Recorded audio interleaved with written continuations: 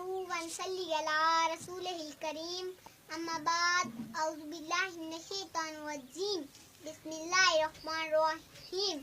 सदर जनाबे कदर और मेरे मकतब साथियों, अस्सलामु अलैकुम। आज मुझे जिस मौजू पर बोलने का शर्फ हासिल हो रहा है वो है बेटी। दोस्तों, याद रखना, बेटी रब की रहमत होती है और रहमत का कोई हिसाब नहीं होता। दुनियावी सी बात है कि जब बेटा पैदा होता है तो दुनिया वाले कहते हैं बाप की विरासत का वारिस पैदा हो गया है, और जब बेटी